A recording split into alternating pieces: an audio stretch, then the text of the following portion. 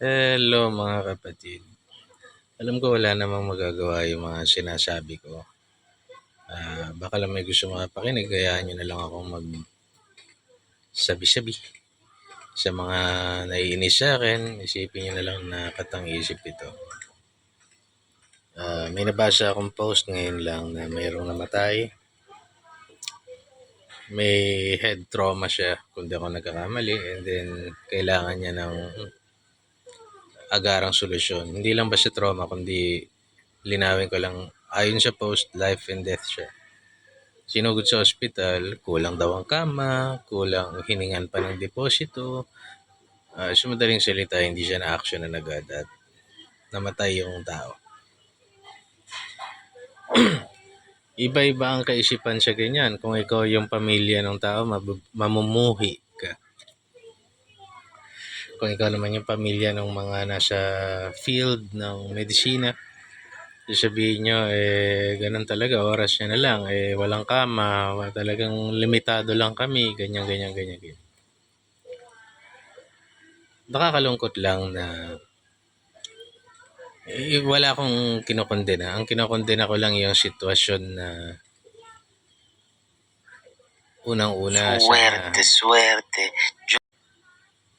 Sana na-actionan kapag ka life and death yung sitwasyon o nangangailangan ng agarang actionan. Saka na natin pag-usapan yung sana ganun.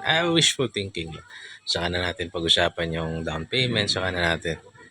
May paraan naman siguro. Ewan ko, akin lang yun.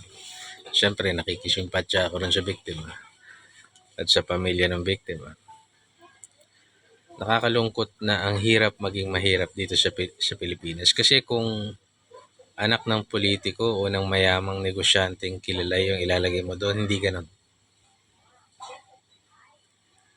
Baka hindi ka agad, baka may pambayad siya ng deposito agad o kung hindi niya mandala yung pera niya, the hospital will assume na may pambayad siya. So, the services, ang daling ibigay.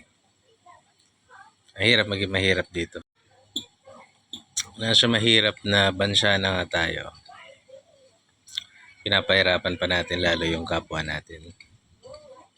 Doon ako na mumuhi kasi ang dami namang bagay na napakasimple lang. Ang dami namang pwedeng bigyan ng konsiderasyon. Dami namang pwedeng, pero hindi nagagawa dito pag mahirap ka.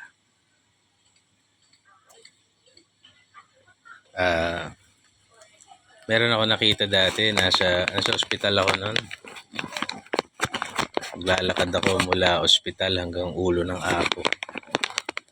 Kasi nag-isip-isip ako. Pero bago ko gawin yung paglalakad ko, magsisigarilyo ako doon sa labas. Merong isang mama doon na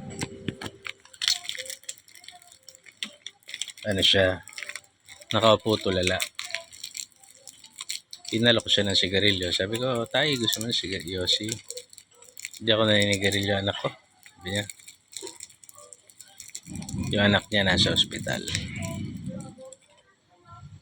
Several instances happened to me na nakakita ako ng taong tulala o mas hindi siguro maganda yung kalagayan niya kasi sa akin. Siya naman, may instance naman na yung isang jeepney driver naka-aksidente siya. Asar ako sa mga mayayabang na jeepney driver, tapos pag naka-aksidente naman, nagngangawa. Pero sa pagkakataong yun, yung jeepney driver na naka-aksidente naman, matanda. Ang naawa ako doon, unang-una, hindi sigurado, hindi nang gusto maka-aksidente, hindi siya makamayabang. Pangalawa, sa edad niyang yun, kumakayod pa siya. Hindi, ako, at my age ngayon, ang dami ko ng damage. Dami nang masakit sa akin, ang daming bigla-bigla ka na lang pupulikatin sa puso, pupulikatin ko saan na makakadisgrasya kung nagdadrive ka, bigla-bigla ka na lang kikirot yung paa mo, yung tuhod mo, lalo na pag malamig, bigla-bigla na lang pag kumirot yung ngipin kung masakit, mapapapikit ka sa may mga damage na yung katawan ko. sa mga pinagagawa ko siguro sa buhay o yung mga kakulangan ko siguro sa buhay, kakulangan ko sa pag-aalaga sa sarili. Pero I can only imagine yung mga nararamdaman ng matanda na yun na kumakayod pa siya. Baka malabo na yung mata nun o baka biglang mahilo yun. Sa init, diba? Jeepney driver ka eh. Ang hirap naman uminom ng uminom pag jeepney driver ka dahil iihi ka ng iihi. Ang hirap. Lalo na kung yung ruta mo matraffic. Di ka naman provincial na hinto ka lang sa gas station. Malawak yung kalsada dito. Makaka-traffic ka pagka bigla kang nagdesisyong umihi sa mga gas station eh.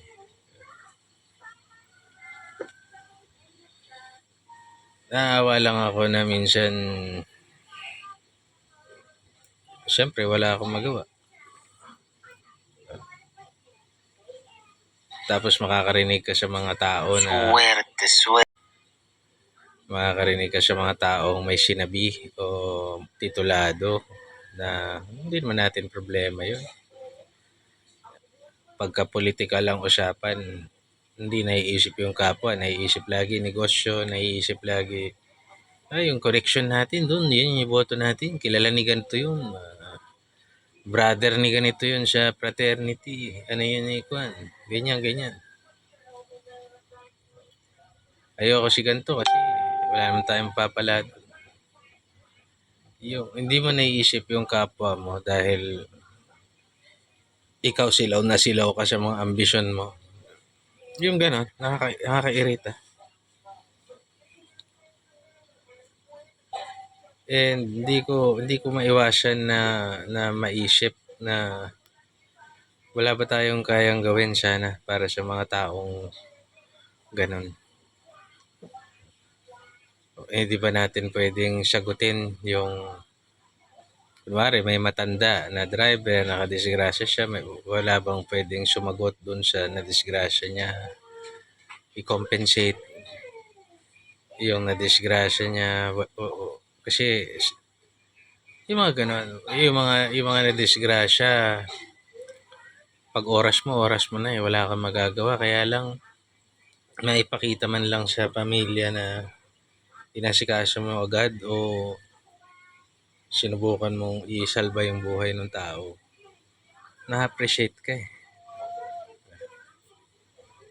O kahit nga hindi ka ma-appreciate ma-appreciate mo yung sarili mo na you did your best para yung tao baka sakali by the grace of God mabuhay siya o